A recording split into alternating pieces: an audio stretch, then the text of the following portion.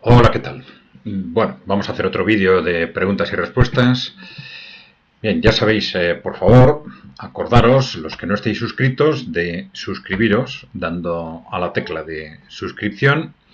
Ya sabéis que es gratuito.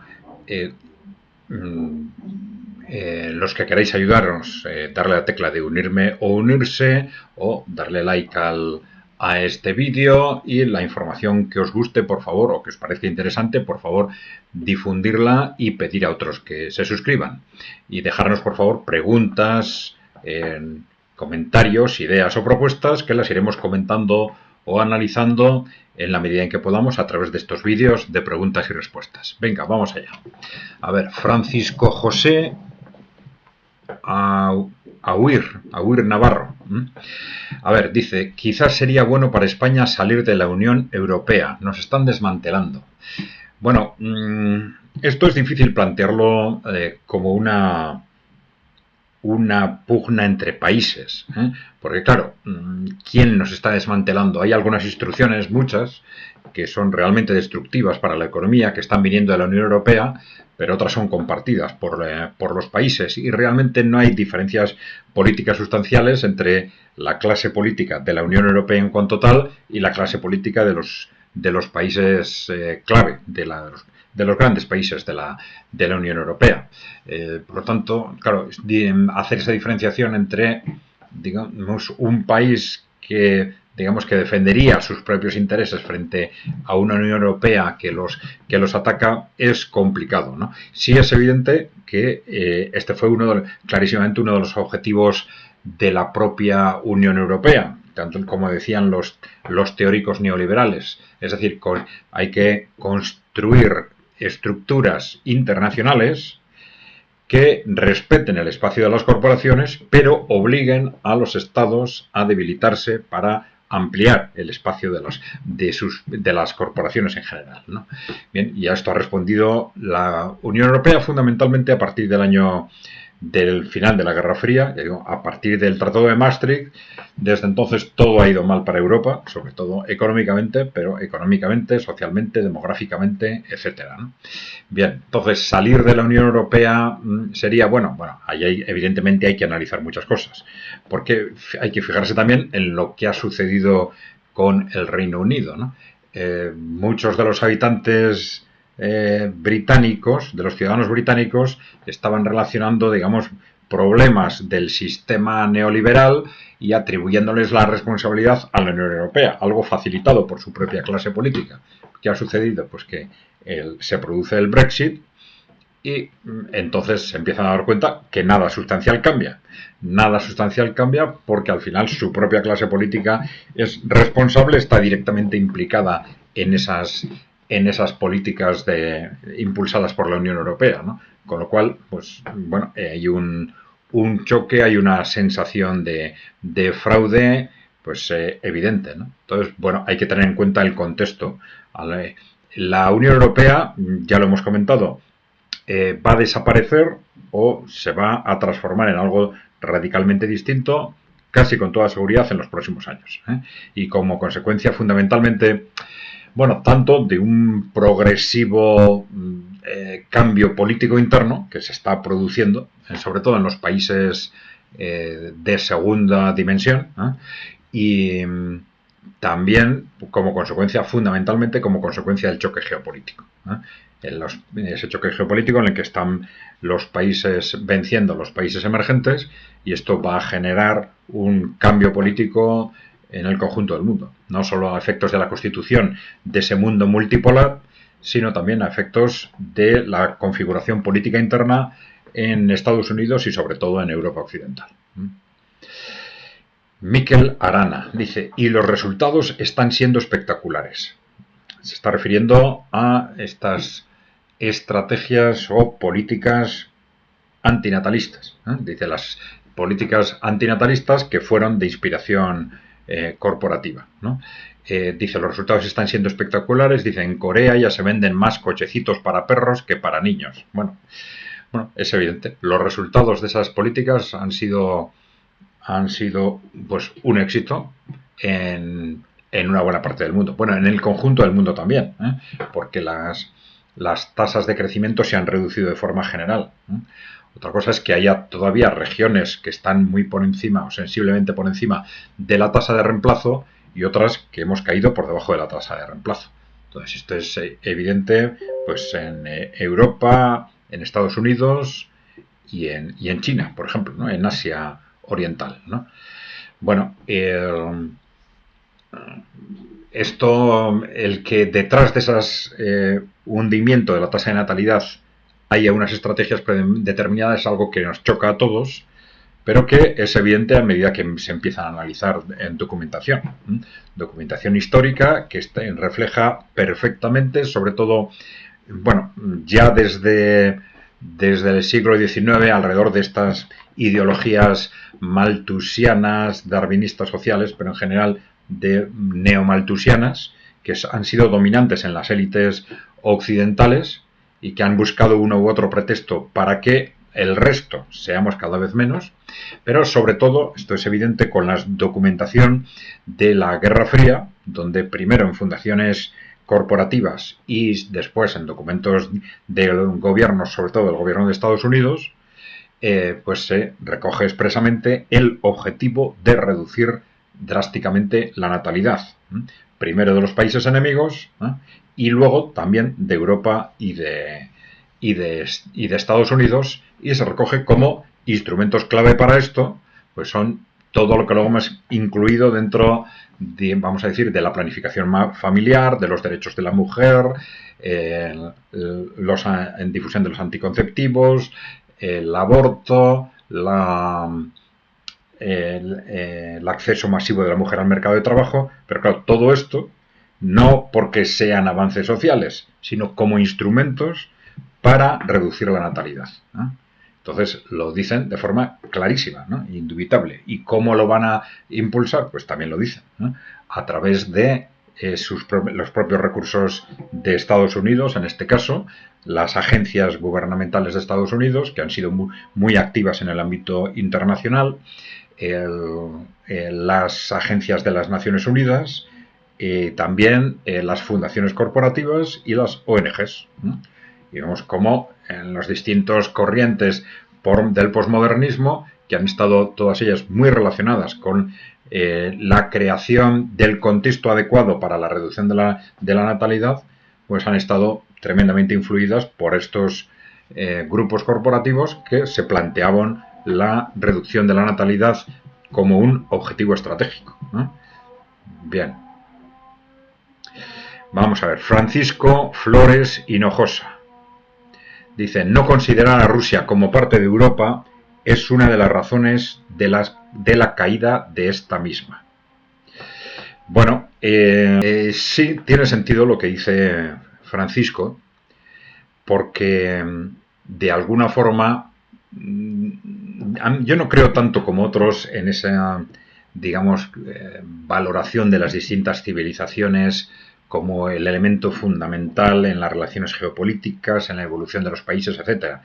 Pero sí es evidente que Europa occidental, ha evolucionado en las últimas décadas, tanto económicamente como socialmente como culturalmente, digamos, en una dinámica desastrosa, ¿no?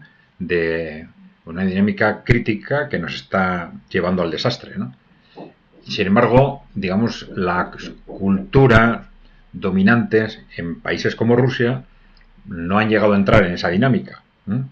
Y esto, digamos, el haber facilitado proyectos como los que se planteaban a comienzos del siglo XXI, por ejemplo, de una Europa de Lisboa a Vladivostok, en la que se incluyera la propia Rusia, pues hubiera sido muy importante para ayudar a Europa a recuperar su propio espíritu. Es decir, yo no creo tanto que sea el espíritu de Rusia frente al espíritu de una Europa occidental, que es, digamos, que es el que está generando la destrucción de Europa, porque claro, el espíritu de Europa occidental de ahora no tiene nada que ver con el de hace 40 años. Evidentemente hay algunas cosas que han mejorado, pero muchas otras que nos están llevando al desastre, clarísimamente, ¿no? Entonces, bueno, en este sentido sí, creo que evidentemente el haber compartido, el haber integrado a Rusia hubiera sido una oportunidad histórica para que Europa hubiera evitado caer en el desastre en que se encuentra actualmente. Esto no quiere decir que esa oportunidad no se vuelva a producir. Yo creo que se va a producir dentro de unos pocos años. Y más vale tarde que nunca. Pero como consecuencia, ya digo, de ese choque geopolítico, creo que todo va a cambiar en Europa Occidental y va a ser un momento histórico en el que con oportunidades que tenemos que aprovechar para salir adelante de una situación tan difícil como la actual desde el punto de vista del futuro de Europa. Loren Vega dice: se nos viene un mega hard landing, un difícil aterrizaje. Ahora no sé exactamente si te estás refiriendo al ámbito económico. Tendría que ver el comentario donde aparecía exactamente, ¿no? Sí, bueno, en el ámbito económico también las cosas no van a ser fáciles, desde luego. El problema de fondo es que tenemos que cambiar la clase política. Tenemos una clase política que nos está llevando al desastre también en el ámbito económico. Entonces necesitamos una nueva clase política para empezar a poner las políticas al servicio de los ciudadanos y no al servicio de Estados Unidos o de los intereses corporativos, como hasta ahora, ¿no? Bien, pero simplemente cambiando la clase política ya no se solucionan automáticamente los problemas, ¿no? A partir de ese momento va a haber una serie de decisiones complicadas, que hay que tomar primero, por ejemplo, para desapalancar financieramente a Europa, ¿no?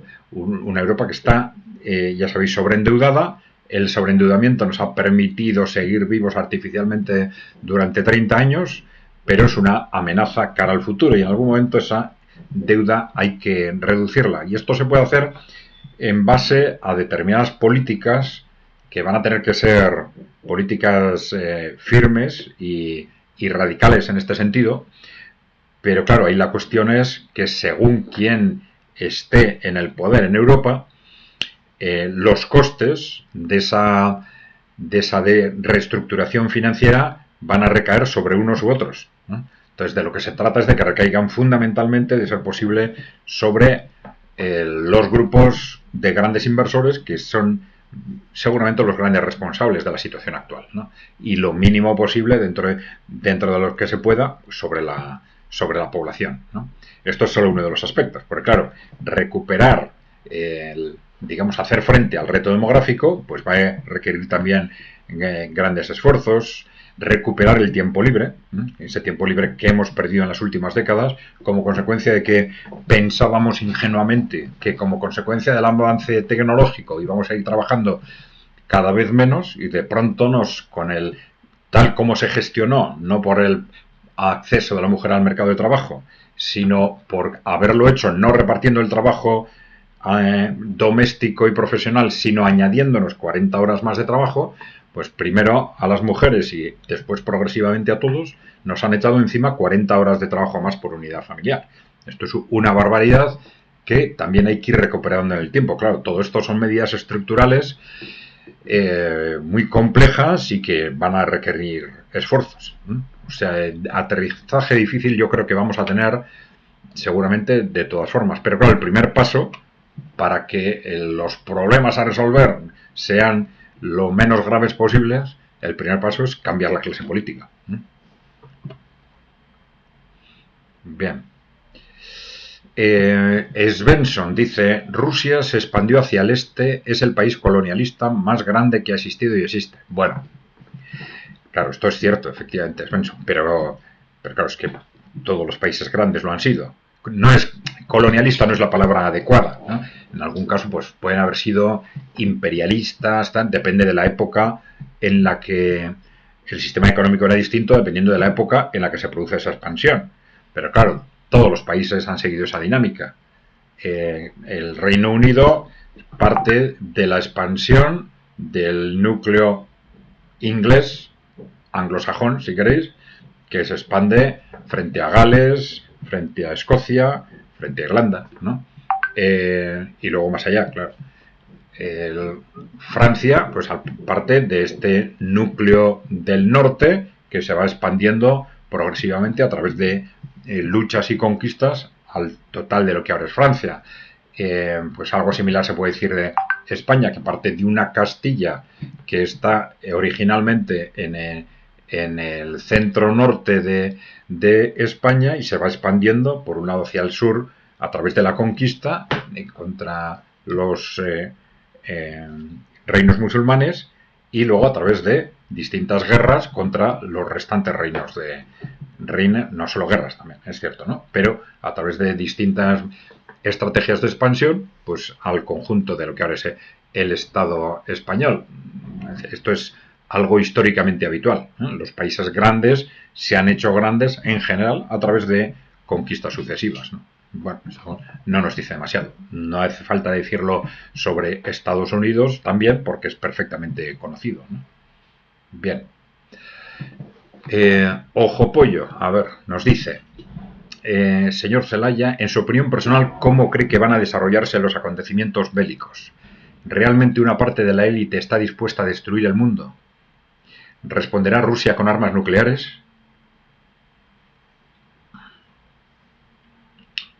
Dice, tengo una hija de 18 años y tengo miedo del mundo que les puede quedar a la juventud. No estoy seguro de no haber respondido esto ya, o algo similar, sí, desde luego. Bueno, vamos a ver. Una parte de la élite está dispuesta a destruir el mundo, está dispuesta a una guerra nuclear. Pero claro, les interesa dejar un mundo lo suficientemente vivo, o por lo menos una parte de él, como para que ellos tengan continuidad. Pues refugiándose, digamos, unos meses o años en esos refugios nucleares de lujo que se han construido en Hawái y en Nueva Zelanda, o como sea, ¿no? Pero bueno, la respuesta es positiva. ¿Una parte de la élite está dispuesta a la guerra nuclear? Sí.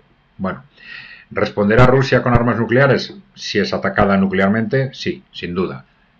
¿Cuándo?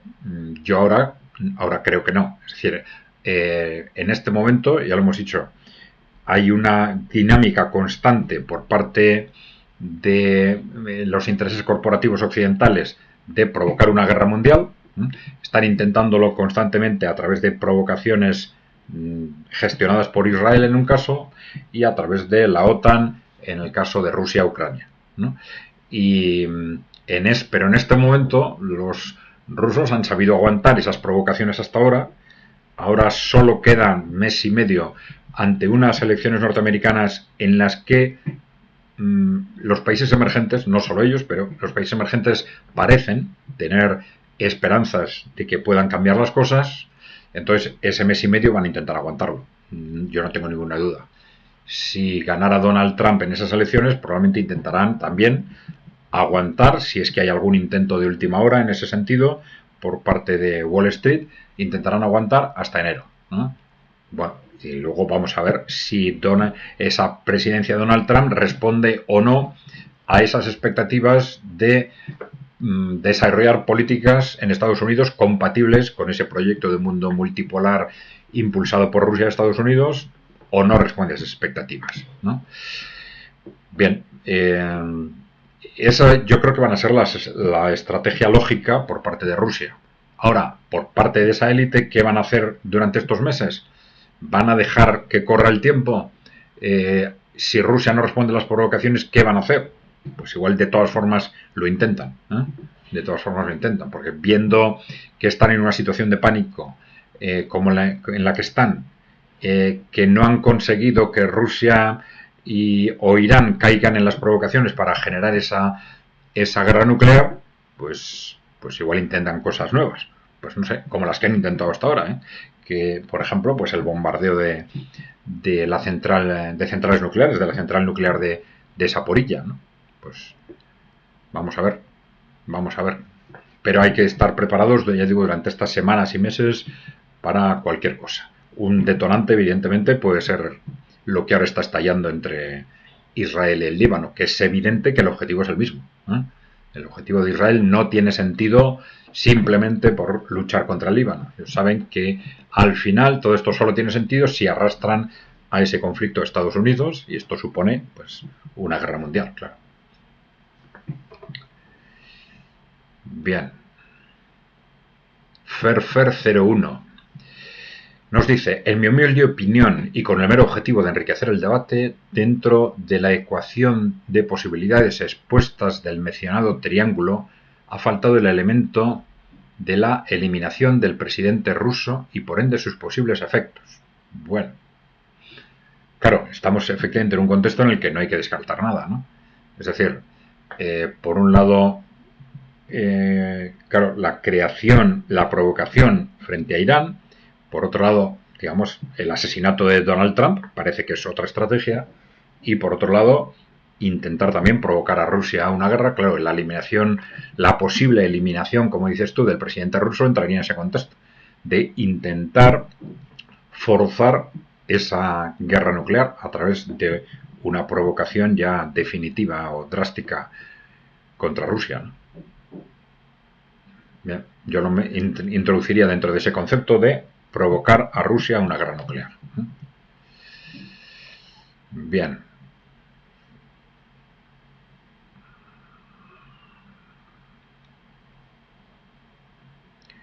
Ramón Gay Navarro. No veo la alianza China-Rusia. Creo que China debería hacer algo más. Es una impresión.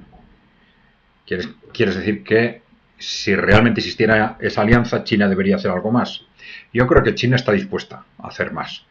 Pero claro, China, como todos los países, tiene también que defender sus intereses y en particular su mercado en los países occidentales, que cada vez tiene menos importancia para China porque lo ha ido compensando progresivamente con el mercado en el conjunto de Asia, fundamentalmente, ¿no? También en África y América, ¿no? Pero sigue siendo un mercado muy importante para China y no quiere arriesgarse a perderlo de un día para otro, como consecuencia de un choque geopolítico, ojo, salvo que sea necesario. Yo creo que China está estratégicamente perfectamente alineada con Rusia, pero claro, no quieren sin necesidad dar pasos en falso. China se mojaría más en la medida en que sea necesario. Se mojará más en la medida en que, por ejemplo, en una guerra convencional, si ven que hay riesgo de que Rusia sea vencida, pues no hay ninguna duda de que China se va a implicar. Ninguna. Pero ya digo, en la medida en que sea necesario. No antes de que sea necesario. Bien. Universo 7007. Dice, este es uno de los mejores canales de YouTube. Gracias. Bueno, no voy a leer todo el párrafo. Dices muchas cosas agradables sobre este canal. Te lo agradezco. Venga. Aníbal Lector dice: la regulación económica tiene que ser fácil. Si no fuera por los poderes económicos, se trata de incrementar los impuestos a los bancos y las financieras para que las empresas productivas y que crean puestos de trabajo puedan desgravarse. Bueno, no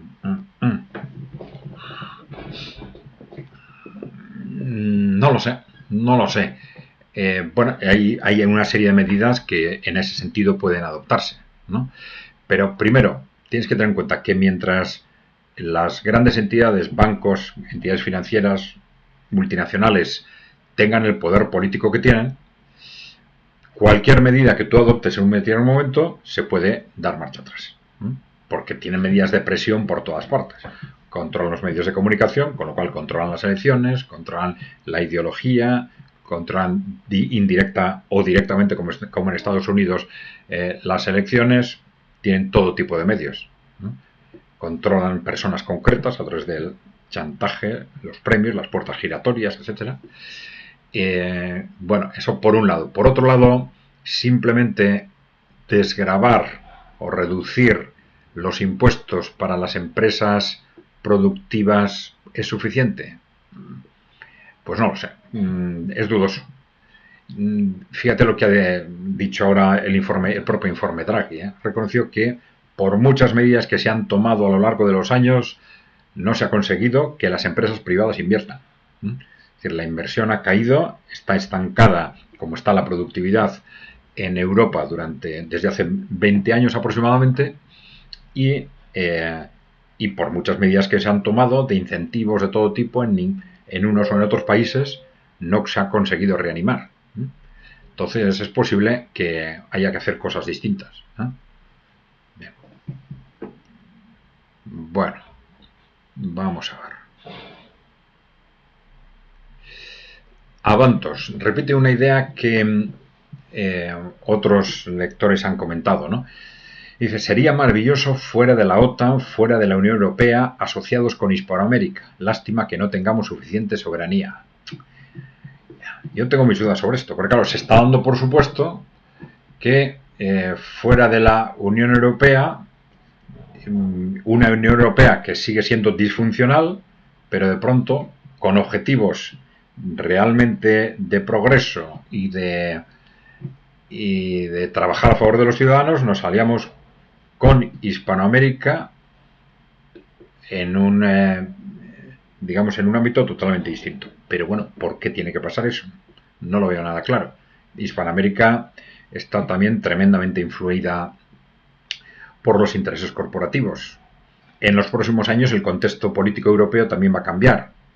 No sé qué razones hay para pensar que España va a tener una capacidad de actuar en contra de los intereses corporativos y a través de, o si se quiere a favor de los intereses de los ciudadanos, mayor que la del resto de Europa.